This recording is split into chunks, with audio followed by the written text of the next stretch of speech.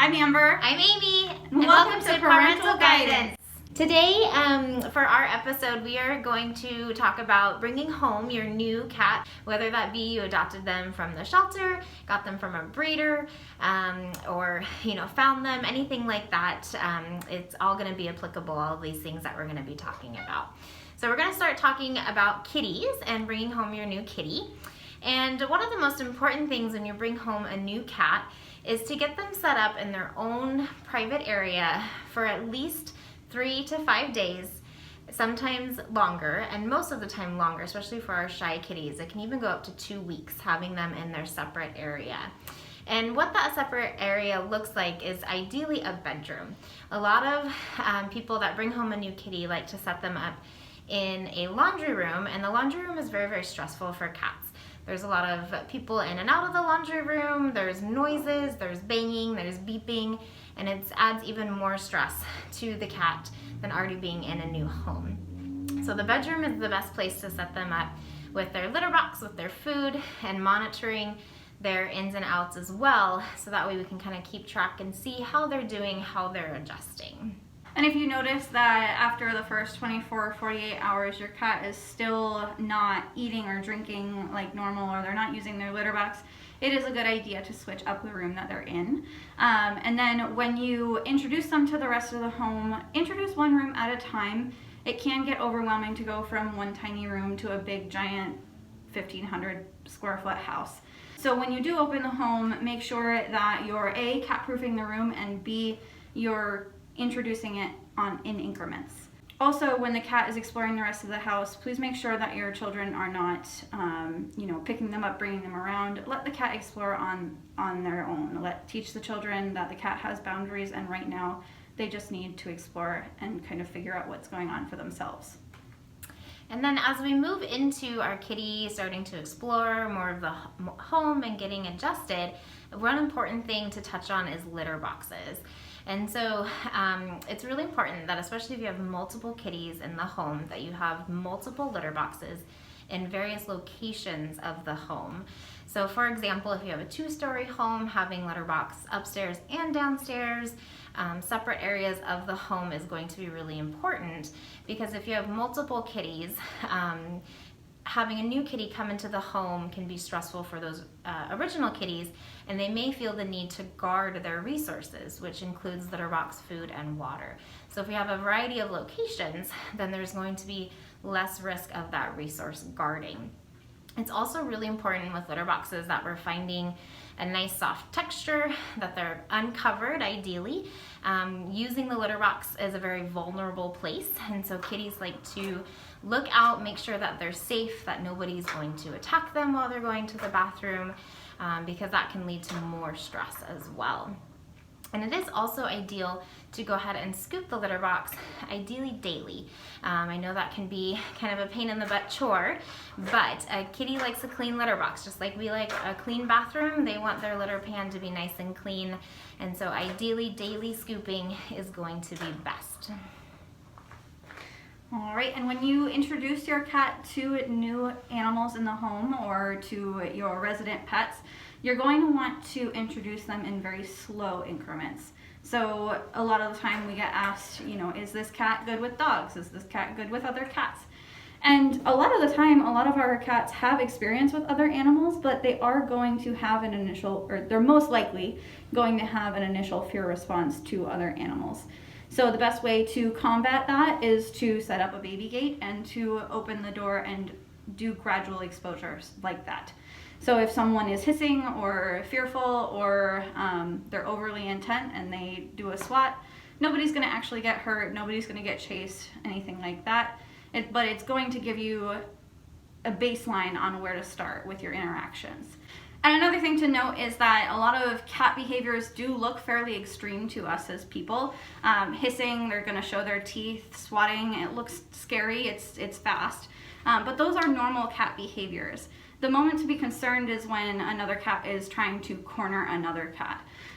So if you see that, split them up. If they're hissing, you can separate them and introduce in gradual increments, but I wouldn't necessarily be concerned and try to keep them separate for quite a while after. Yes, that is, normal communication for our kitties. It's how they're communicating with each other, and we need to go ahead and let them do that as appropriately.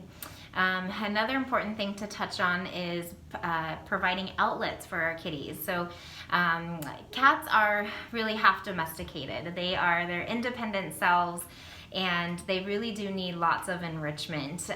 Cat scratching posts, high shelves, tall cat trees, windows to get into, variety of toys, different surfaces that they can scratch their nails on is all very, very important for our kitties, because it's going to provide them with the best enrichment that they can, so they can be as healthy and happy as possible. It's also one fun thing to note as well is that, cats are predators. They hunt for their food, and most kitties do have a very good prey drive where they want to work for their food. There's a variety of kitty toys out there that they can bat around and play with that dispense kibbles or treats. You can use little snuffle mats for kitties. All of that allows them to use their brains, work for their food, provides mental and physical stimulation, which is going to keep them happy and healthy. I'm going to add on to that, if your cat is only on wet food, they're picky and they're not going to bat around something for kibble. Another great thing to look into is called a licky mat. So they're commonly known for dogs, but you can smear canned food on it as well, so that will help keep your kitty entertained. And then another thing I do want to touch on, whether you've adopted or if you've gone to a breeder or you've found them as a stray, we here at BFHS do advocate for indoor-only cats. This is due to a number of reasons. One is that statistically speaking, indoor-only cats live on average around 8 years longer than your indoor-outdoor cat. And that's for a number of reasons. It's from predators. That's also due to diseases that can be passed from cat to cat when fighting or anything like that, even grooming. So feline HIV and feline leukemia are our main concerns when your cat is mingling with other cats in the wild. Another important thing to know is that if you do decide that your cat is best as an indoor-outdoor cat, please get them microchipped or have them wear a breakaway collar with a tag. This is so that if your cat were to ever be scooped up by a stranger on the street, or if they were to get lost and end up in a different neighborhood, someone can take them into either a shelter or a veterinary office and get them microchip scanned. Most cats that find their way, or that get lost and find their way back to their owner, are microchipped. So microchipping does work. And another thing to note about that is microchips can move, so make sure on your annual vet visit, which Amy's going to go over in a minute, that you get them scanned to make sure that it hasn't moved or malfunctioned. I also mentioned that you should have a breakaway collar on if you decide on an indoor-outdoor lifestyle. That is because cats, if they get stuck and they panic, you do not want them to have to choke.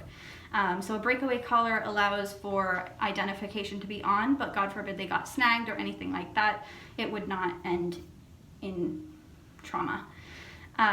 And if you want something in between, if you have a high drive, high energy cat, but you also want the safety of being indoor only, you can have the option of harness training your cats. Many people are very successful with that. So maybe we'll do an episode on that in the future. I don't know. Yeah. Another option too with that, with going indoor, outdoor, if you feel that your cat is going to be more benefited from that, is also having a catio. There's a lot of different styles of catios, small ones, big ones, elaborate ones, simple ones, and there's so much out there that you can do with that to make a fun little enclosure for the kitty to go outside and explore the outdoors, but be in a safe environment. And so that is another option as well. The last thing that we're going to touch on for bringing home your new kitty is establishing veterinary care. And this is such an important aspect of owning a cat. More people own cats than they do dogs. And unfortunately, most of those cats do not see a veterinarian once a year for their yearly physical exam and vaccinations. Even if your kitty is indoor, even if you feel that they're healthy, it's very important for them to be examined, have their teeth checked, listen to their heart and lungs, and have their yearly vaccinations. after bringing home a new pet, ideally within 2 to 4 weeks, to get them in and established with the veterinarian for that physical checkup. Just make sure that nothing has been missed and that they are in good health. Cats are masters at hiding sickness as well and pain. They show very, very subtle signs that we as humans just do not notice. And so a lot of times when kitties are sick, they're very sick and need immediate urgent care. And so by going in yearly, having those preventative checkups is going to keep us on top of our kitties' health and make sure that they stay as healthy as long as possible. And last thing to touch on that, again, if your cat is indoor, outdoor, it is only responsible to have a spayed or neutered cat.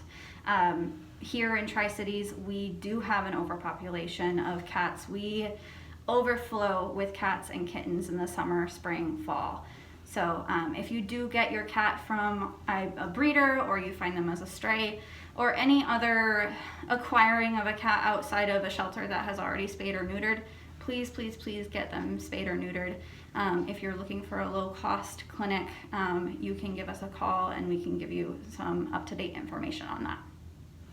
Well, thank you so much for watching, everybody, and this is our Bringing Home Your New Kitty episode, and so we hope you enjoyed, and feel free, to go back to this link or to share it with friends and family if they brought home a new pet, even if it's not from us. That is perfectly fine. We want everyone to be as educated as possible and to set their kitty up for as much success as possible. Yeah. And if you have any questions that we didn't go over, please feel free to leave a comment. We're more than happy to answer any questions that were not covered here. If you like this video, please feel free to share it, give us a thumbs up, subscribe. We are on Facebook, Instagram, and YouTube at this point. And coming in February, we will have our annual Marty Paws, and so tune in on February 20th for that fabulous event. Come in your comfiest PJs or your best outfit. We will be excited to see all of you for that. And be sure to tune in as well in 2 weeks for our next Pawrental Guidance episode. Thank you so much. Bye. And if you are looking for a cat currently on January 25th, 2021, these guys, Jasper and Romeo, they are looking for a home.